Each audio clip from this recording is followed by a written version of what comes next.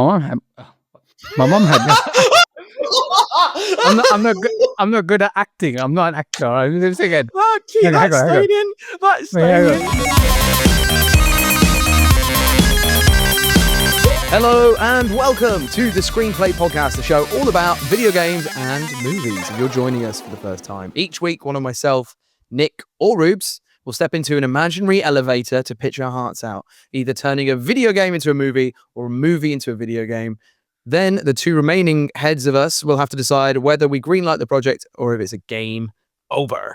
I am excited about today's episode. I believe Rubel is helming this one. He's going to step into that elevator. Yeah. Yep. And he's actually wearing a giveaway on his top, as is Nick, for the eagle-eyed YouTube viewers out there. Rubes, you and I have that exact same top, no? We do. I mean, it would be nice if you wore it. Actually, can I go on a weird side thing? So I bought the same top as Rubel with the intention of wearing it we used to work together to this place, and I was actually in that area today, man, getting an endoscopy. Have you ever had one of them? No, Never heard of it. Have you? What? No. Oh, I was hoping one of you might have had it, and we could have shared trauma. What is it? I'll do this briefly before we get into it. I get acid. Do you ever get acid reflux? Do you ever need Rennies or anything like that? Sorry. Okay, that's fine. I've got a few friends that do. I've had it my whole life. Like, I think it's just too much like fizzy drinks. So the doctor was like, go for endoscopy. Do you know what one is? Oh yeah, my mom had it. No way, really? Yeah. Did she? What? Yeah. Did she down the throat? Yeah. And what did she say? Was she all right with it? Said it was painful. Yeah. So sorry, this isn't really relevant apart from I was really close to where I used to work. Like, the hospital's there. I passed it every day for like a decade. Never once went in. Today I went in. They were like, "How are you at swallowing things?" I was like, "Terrible. That's why I think I'm here. Like, I can't even swallow medicine." Like, they were like, "Okay, we'll put it up your nose and down your throat. It's much easier." I was like, "Thank you." So they put this thing up your nose, then they spray your throat, then they lie me on my side, and I was like, "Gary, it's gonna be fine. It's just a microscopic camera to have a look inside your stomach. Tiny camera. You probably won't feel it." She gets this fucking giant tube out. It looks like an alien's tentacle. And he goes up my nose. And then I'm like, okay, maybe it's one of those things that looks scary, but actually you don't feel. No, you feel like every fucking bit of it all the way down. And I was like, once it was up my nose, I was like, fuck. And then as it got down my throat, she was like, just breathe normally. So I tried to breathe normally, but it's like someone's got their fingers down your throat. So all you can feel is that your throat is so thin.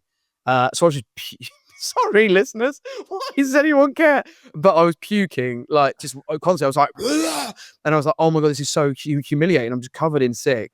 And like, they do this for a living. And she kept pushing it down and down. She was like, you're doing so well. And someone came and like hugged me and held me. And I was like, just constantly, because every time you try and breathe. So in the end, I had to like breathe in a weird way where like, you don't feel your throat. You don't breathe in. So I was going like, I was like exhaling almost. And I just sounded like I was having a trauma attack. They were like, well done. I was like,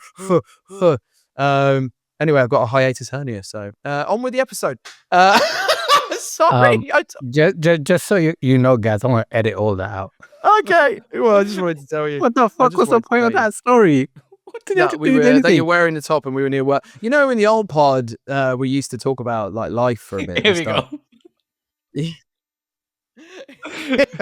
I liked having 5 minutes to chat. It feels very inhumane to just launch straight into the topic of the day. Surely something's going on in your lives. Yeah, no, there is meant to be a preamble section for this. You usually reserved for the person whose episode it is, but It's all right. You can have it. It's fine. I just wanted to share my trauma. Anyway, so I couldn't help but noticing your top, Rubel. What an interesting top. And yours, Nick. What's on your top for people who aren't watching? Well, it's not an endoscopy. It's not, it's That won't make any sense. I'm not going to actually edit it out, don't worry. Okay, thank God. And I got to have that section in, man.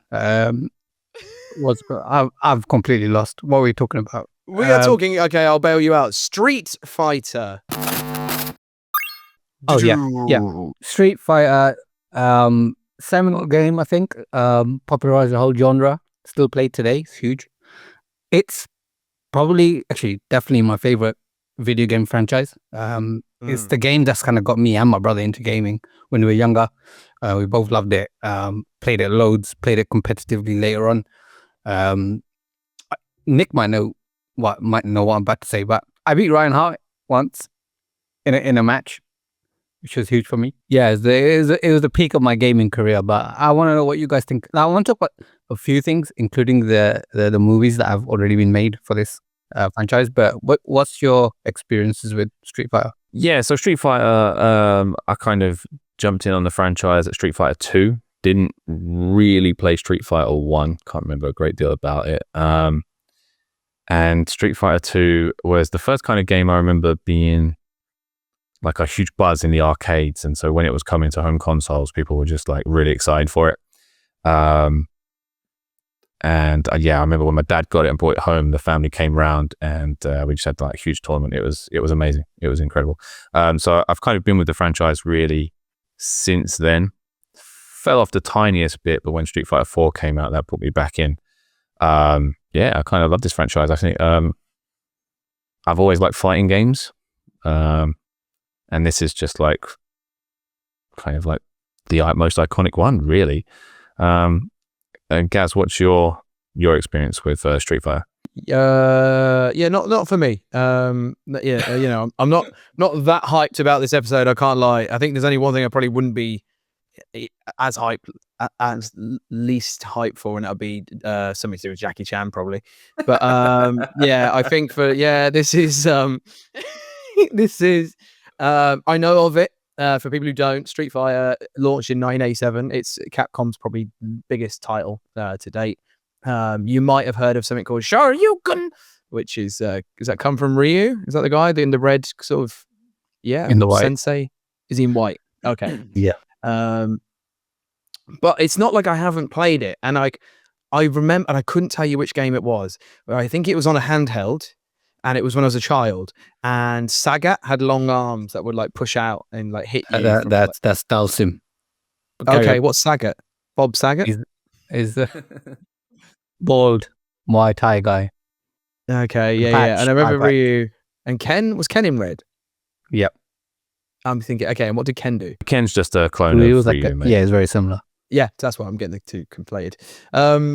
I remember that, and then I remember I used to review video games growing up from like maybe the age of 14 to just at the end of uni. Companies would send me them, and Capcom were always very generous and sent me everything. Apart from the issue was I didn't really like many of their games. Their style wasn't for me.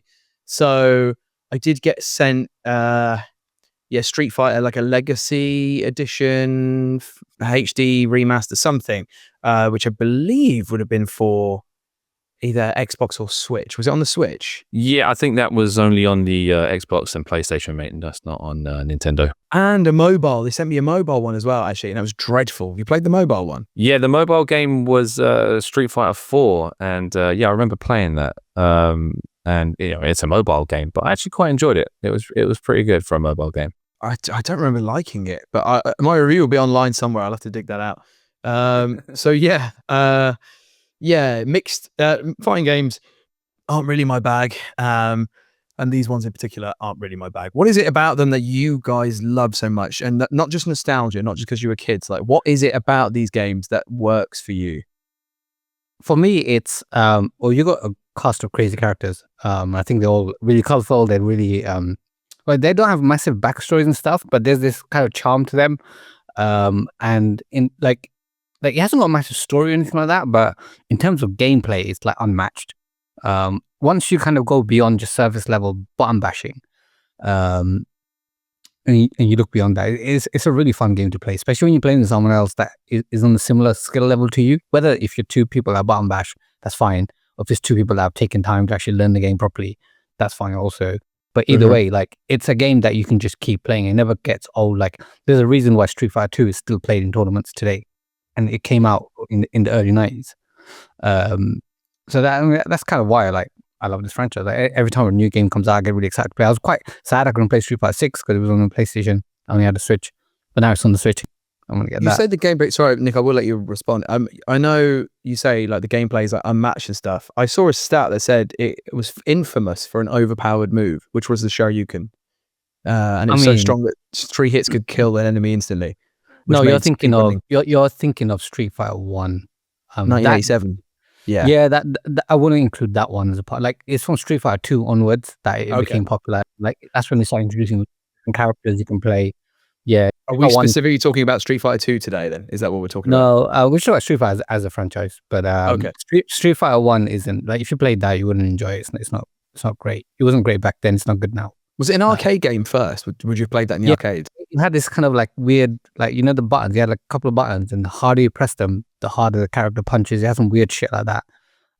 No one gave a shit about it. It's when Street Fighter 2 came out that it became really popular. They started selling it with consoles and stuff like that. Yeah, I'm with Rubes. I think it's got great, colourful characters. You know what? Character-wise, actually, for me, I remember having the Japanese game and the character names being all mixed up, and that was really sort of confusing for me.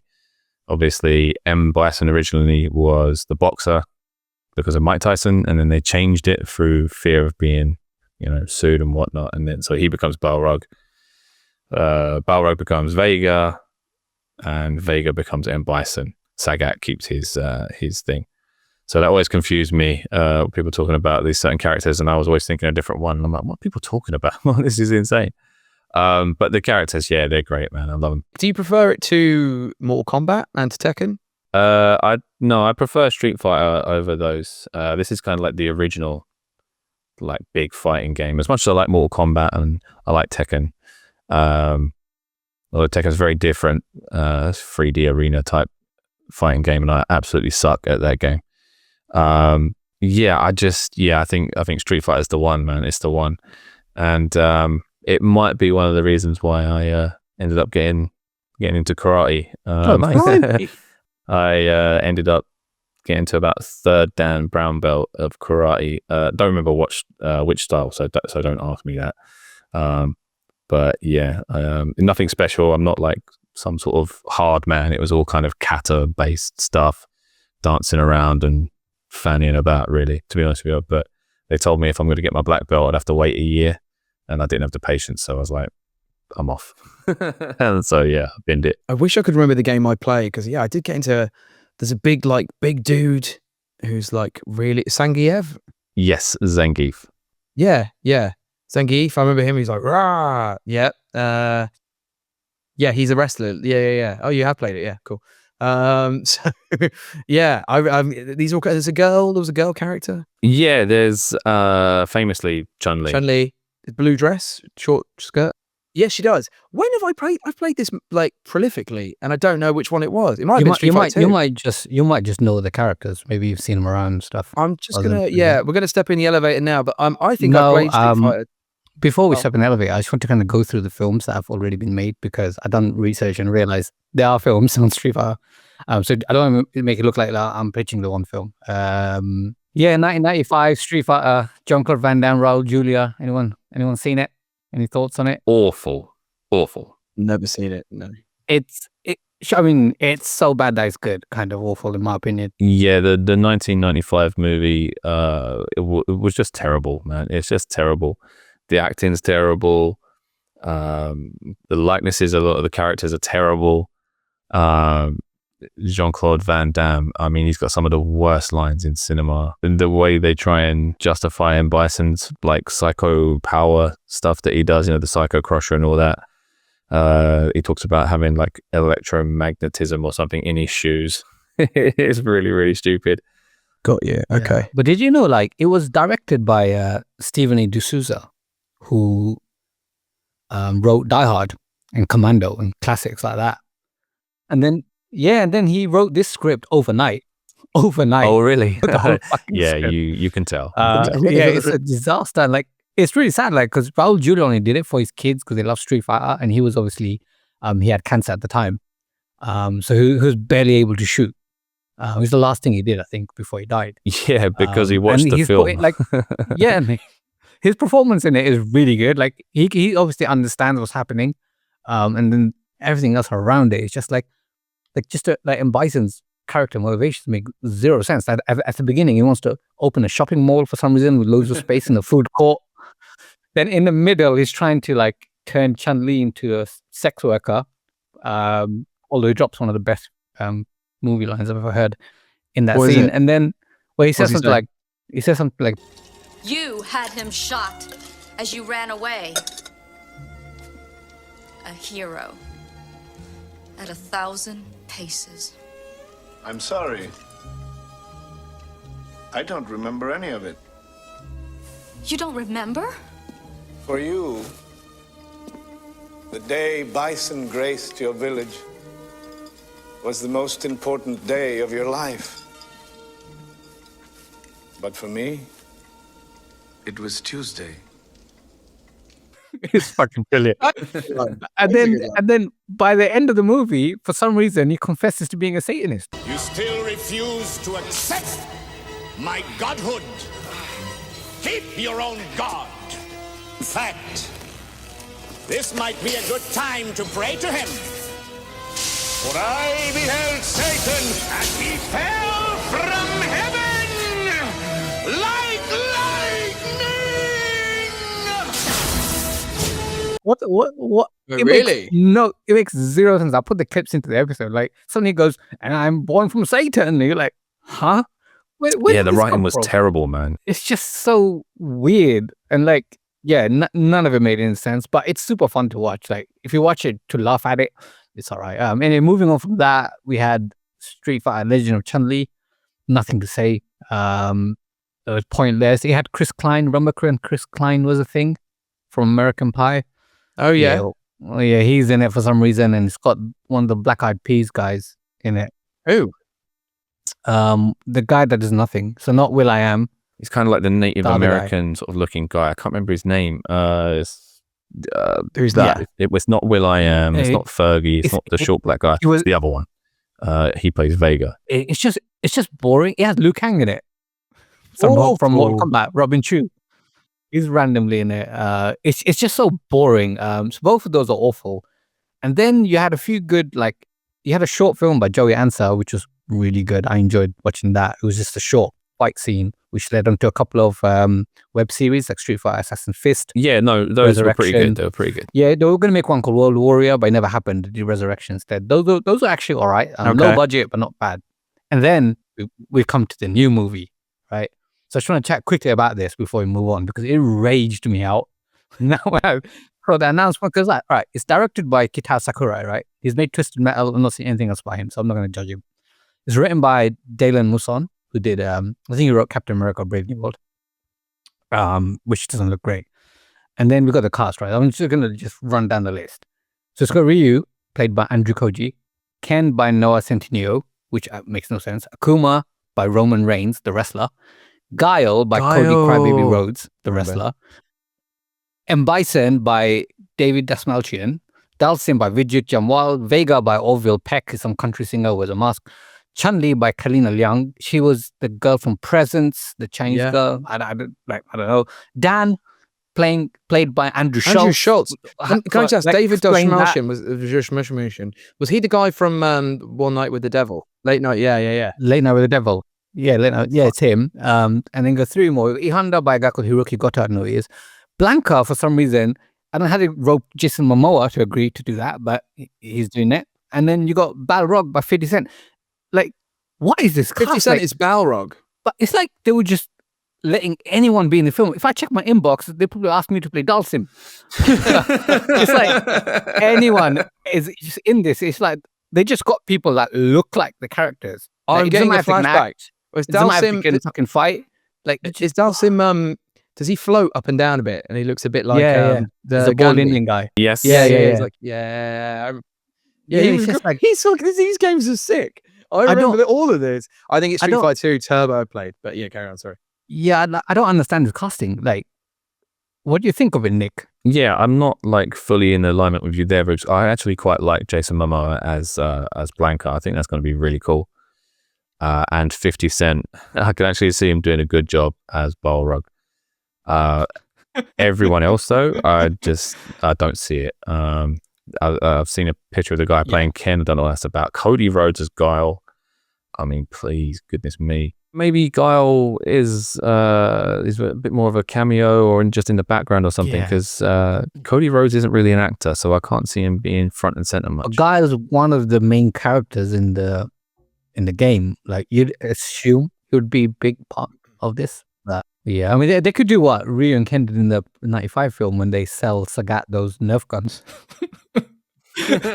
And then they load them with Nerf bullets. So when Sagat shoots at them and a Nerf bullet comes out, you're like, why would you load these guns? Like, it makes no sense. This sounds like so dumb. Like, like what? What do you get from these films? I don't know. Most egregiously, as much as I'm a fan of him, Andrew Schultz as Dan Hibiki. Oh my God, I can't even see how that's going to work. I mean, I've seen Andrew Schultz act before. There's a sitcom on Netflix called Tires, and yeah, I mean, he's acting in that's fine, but I can't see it working for Dan. I just can't see it working at all. Yeah, for me, the one that bugs me is Akuma as Roman Reigns. Like, I can see Roman Reigns looks the part. Like, he's a big guy. He's very intimidating, right? But Akuma is supposed to be like this top dog martial artist, the best in the world, right? What are you gonna do? Like, fucking spear people? Like, Irish whip? Like, what's he gonna do? I think Roman Reigns is going to be all right. Akuma doesn't really say much, so I think that's going to work in Roman Reigns' favor. That's going to be all right. When's it out? Hopefully it gets cancelled, but probably next year or year after. It's just, yeah, like like thing is, they initially announced Andrew Koji as Ryu, and I was on board. I was like, you know what, I like that, I buy that. Then they announced everyone else. Yeah. How did they get these people to be in this? How is Jason Momoa like? I like Jason Momoa, and I think he might be good as Blanca. Blanca is my favorite character, but I just don't know how they convinced him or what bribes they pulled out. I wonder if it's like a Warner Bros. Is it a big budget looking thing? Do we know? I mean, with that cast. Yeah, so I'm wondering if he's got a contract with the Minecraft guys and all that sort of shite to do a few films for them. I just hope like it's not going to be good. So I just hope it's like one of those so bad that it's good. I just don't want it to be boring like Legend of Chun-Li. I'll be happy with that. Yeah, I'm ready to step into the elevator. Should we go? Are you ready? Should we do it? So here's my pitch, right? So firstly, I'm going to just put this out as like a disclaimer before I carry on. Any actor that I've put in this movie, I've hit they had to hit 4 criteria, right? They had to look good getting off the bus. Basically, they had to look like the right characters. They had to be the right nationality.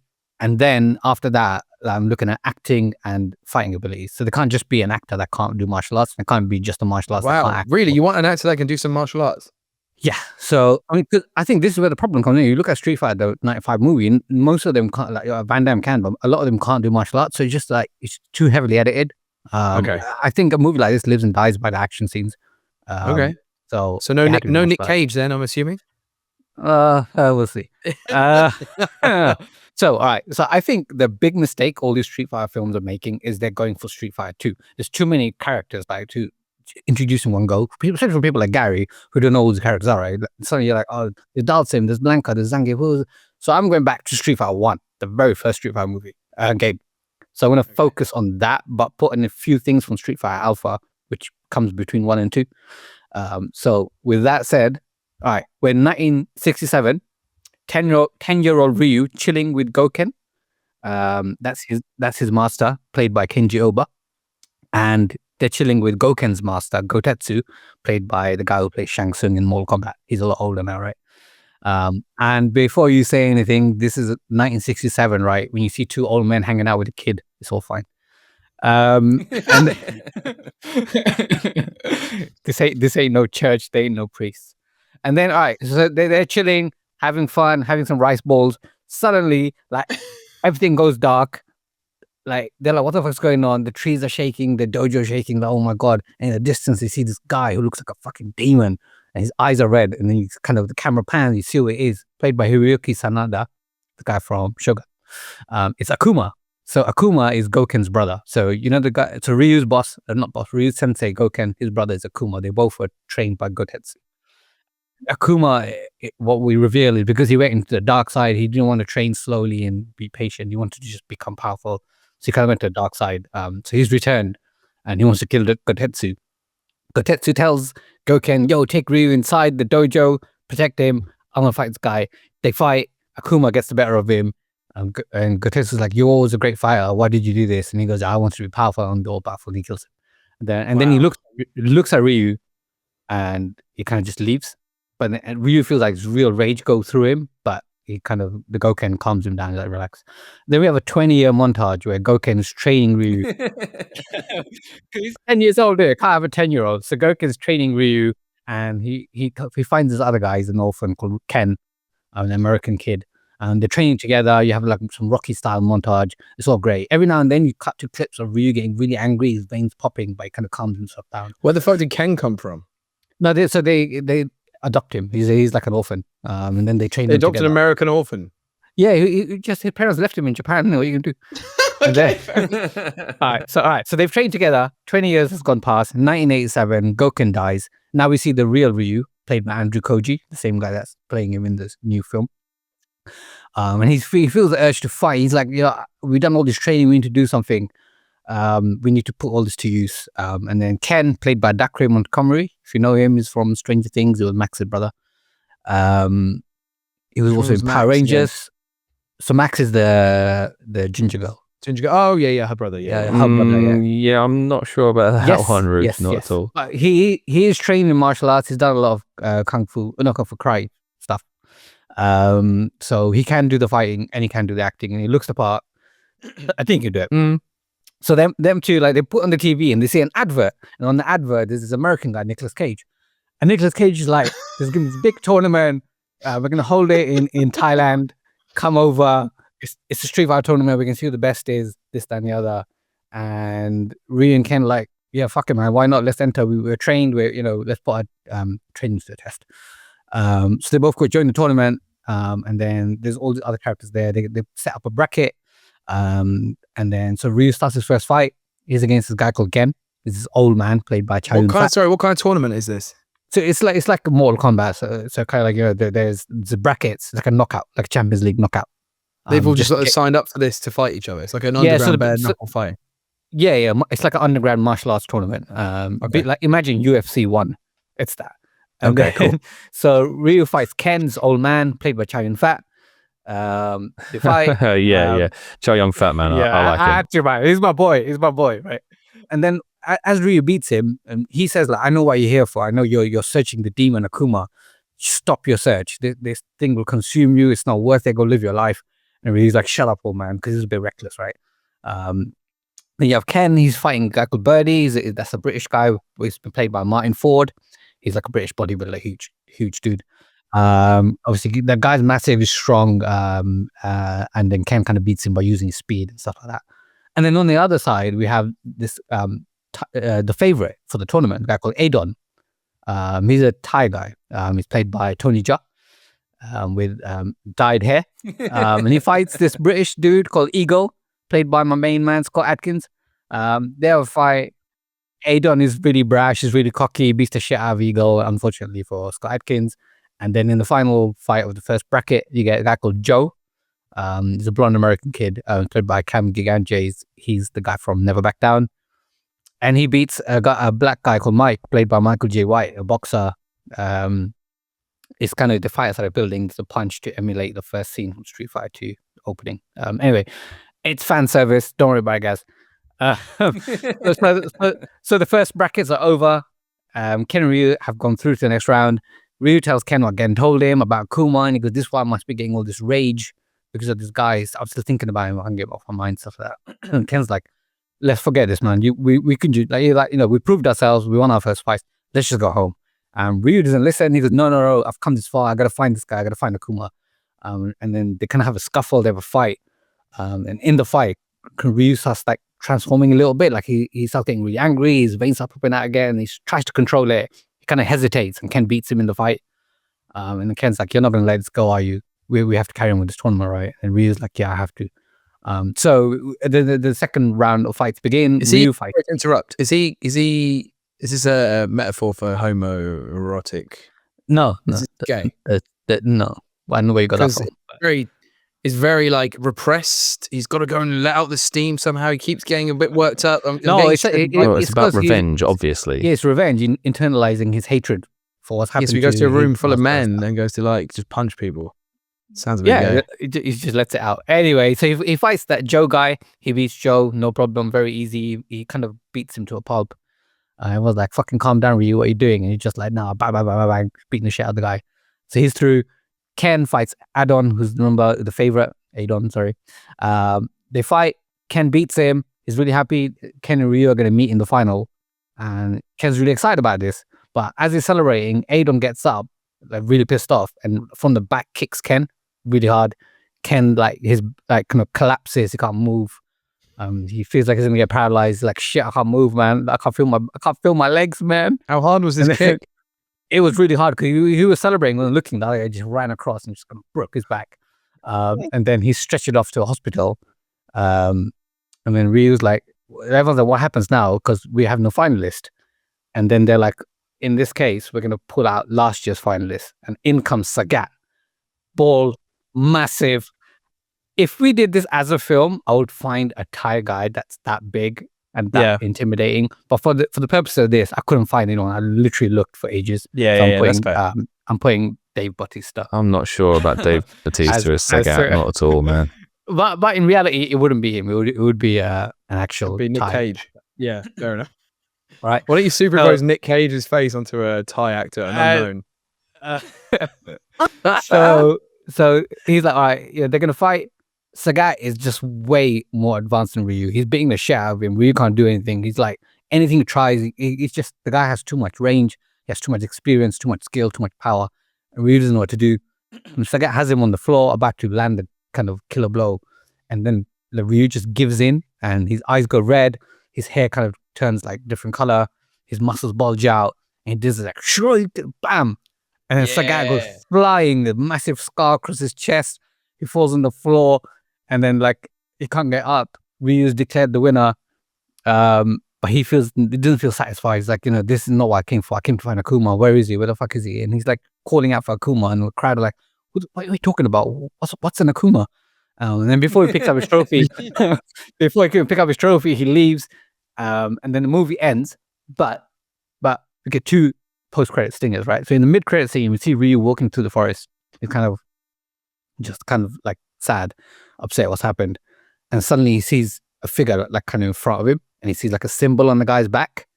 And he recognizes it. He's like, Akuma, I found you. Bam. Rest of the credits rolled.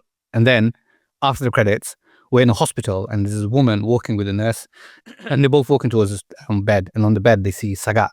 And he's on like life support. And then the nurse is like, we're going to pull the life support because he's in critical condition. He hasn't got insurance to pay for his medical health and stuff like that. And she's like, we'll pay. And then, Why are we going there? And this woman's like, we'll pay for it. And the nurse like, oh, who should we sign the check to? And she goes, Mr. Bison. And then boom, we end the movie. It's going to be written and directed by, initially I was going to say Gareth Evans, but I'm going to go with the Philippou brothers, who are the guys who did Talk to Me and Bring Her Back, because they were supposed to do the Street Fighter film, right? They pulled out to do Bring Her Back. But aren't they horror directors? Yeah, but they got a YouTube channel called Raka Raka, and it's all about like martial arts and stuff. They're massive Street Fighter fans. They're martial arts fans. They do a lot of martial arts movies. I didn't know that. Yeah, they pulled out the Street Fighter film. They said it's because they wanted to Bring Her Back, but I'm pretty certain, because they Talk to Me was supposed to be done by an American studio, and the studio wanted all this big cast, and they didn't want to do that, so they pulled out. Okay. And when you look at the cast for Street Fighter, you can kind of see they probably didn't want to do that either. So that's probably why they pulled out. But I think it'll be interesting to see their take on it, because their YouTube shorts with the martial arts stuff is really fun. Yeah, so the Philippou brothers are going to be directing it. And that's my pitch. Should we head to the boardroom? I mean, this is a difficult one. Nick, I feel like you should probably take the lead on this because I have zero opinion of this whatsoever. I'll tell you where I'm at. I really liked it. I enjoyed your casting. Yeah. I enjoyed your story, the effort that you put in. All made sense. Was actually pretty good. But I'm someone that likes the franchise, so I would like to hear from someone that doesn't know much about the franchise first. Gaz, what do you think? No. No, but I mean, not for lack of trying. I value Ruble trying, and clearly is written by a fan for the fans, and has good. It had good moments in it, but Yeah, no, I was bored. I was very bored. It's just like, so if someone wants to get revenge, they go to a fighting tournament, and then some, like, at the end they need to pay for someone's medical care, and then it's cool. It's just like, I don't know. What else is going on? Like, what is there? I don't know. What else do I need to latch onto? Or just watching like 6 fights in a movie. I'll be tired. I can get bored with all the fucking smashy bangy Superman. That new Superman went on too long with fighting. So are you telling me that you didn't enjoy the raid? That's a good point. Yeah, I like the raid. Yeah, because not everything needs a deep storyline. I think with a movie about a game called Street Fighter, a game that has no plot, and then you're kind of giving it a basic plot, kind of setting it up for something for the second one, which would be much bigger. You introduce M. Bison, you bring in Akuma properly, and if you have the fight scenes done really well, I think it would be a hit. I don't think you need more than that for a film like this. Well, it'd certainly be a hit in today's climate of the Minecraft game movie and all that sort of stuff. There's a demand for just seeing the game realized in a film somehow. Like, Minecraft also has zero plot as a game apart from build shit, and they create a plot around the idea of building stuff. So I can see it really landing with its core audience. 100%, you've got something there. Just sadly, I'm just so not invested in the franchise. I struggle. Well, you got to think, right? I have 2 points to make, and then I'll let Nick speak. Firstly, I'm going to take your Minecraft and raise your Mario, right? Zero plot. That movie has no plot. Save the princess. They go on, and it's just full of fan service, right? That's exactly what this is. And they rescue Luigi. Exactly. By the way, one day we should review the Mario movie. Maybe when Mario 2 trailer comes out, because I just want to rip. I want to rip on fucking Luigi. But anyway, and also what I can't remember what my second point was now, but yeah, like I think there's enough fan service in this for it to work. Oh yeah, and Gaz, like, you might not like Street Fighter, but a lot of people do. And remember, our studio has to sell to the masses, right?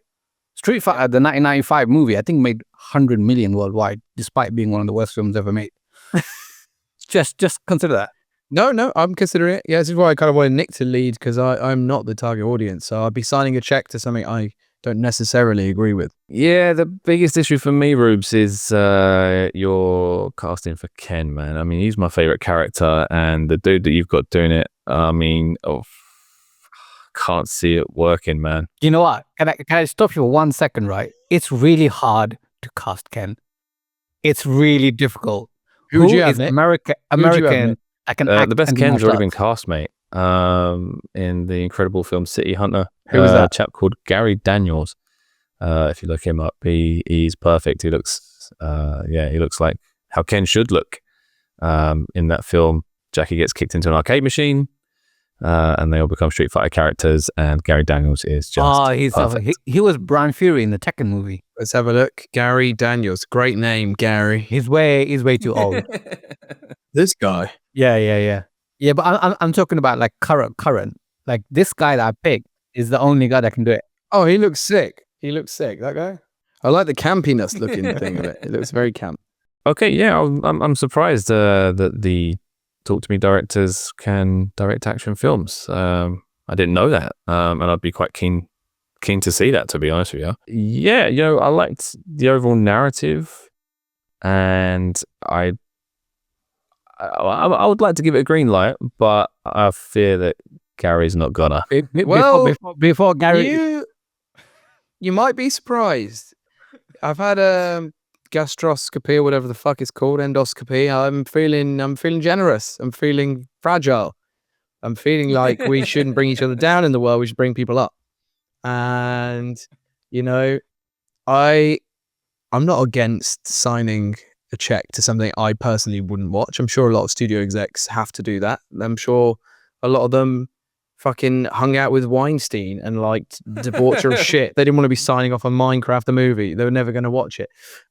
So I think I'm going to have to be like a proper exec and think money.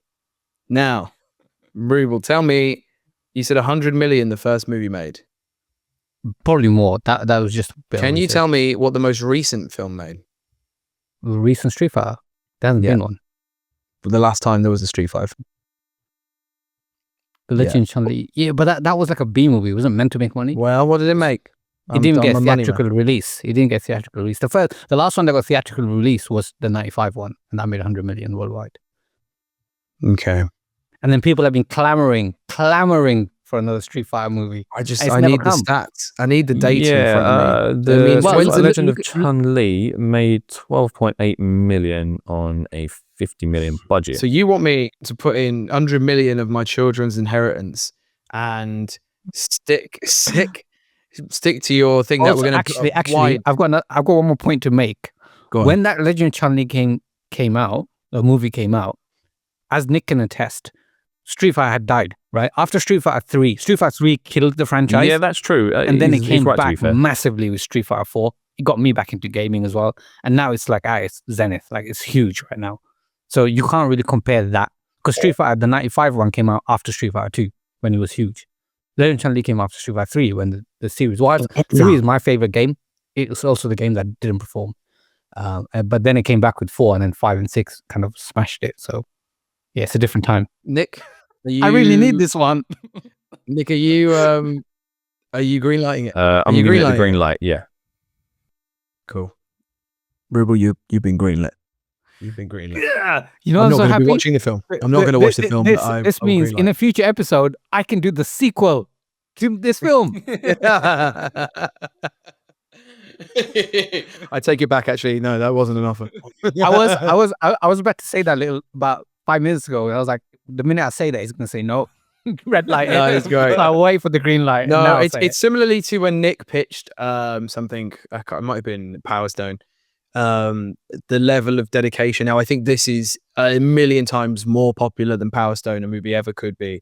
This is, I think, a bloke's girlfriend would go and see this because Street Fighter is relevant. It's more relevant, I would say. And so, without really enjoying the sound of the plot, I can't deny you've got a sort of friends become enemies plot. You've got somebody getting revenge plot. You've got as many characters as you can throw in for the fans. I think there's enough going on there and fighting, which kids like, to keep enough people happy and enough audiences interested. And it will do well in Asia. I'm assuming it's like Capcom is a Japanese company, right? Yes. Yeah. So I think it'll do well over there. I can see it doing well in America, lots of fans, and Europe, probably not great, but sure, I'm in it for the big money. So let's go Asia and America. Let's do it. Let's party. We're going to Asia. Let's go. It's going to be great. I can't do it. That's right. Wow. Nick, how do you feel? Because did we greenlight Power Stone or not? Yeah, I can't remember, but I think it was a yes. It was under the proviso that you get rid of Alex Garland and bring in Dean Israelite. That was me, wasn't it? I had Alex Garland, didn't I? Not Alex Garland, sorry. Was J.J. Abrams. Yeah, well, JJ, so bad. Was never doing that. Well, congratulations, Rubes. Is that your first one? No, my first one was Among Us. Oh, wow. Wow, we're really being generous at the moment. Fair play. Yeah. Let's start being harsh from the next one. Yeah, I think from now, yeah. I think we've got to grill. I do think we need to grill sometimes into the numbers. So do some research, think about kind of, because you're right.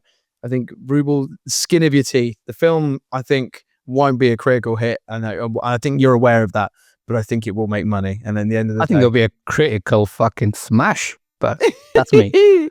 Well, thank you for listening and joining us for another episode of the Screenplay Podcast. If you'd like to get involved and you enjoyed that, please email us at thescreenplaypodcast@gmail.com, or if emails too old school, follow us on our socials. Links are in the description below.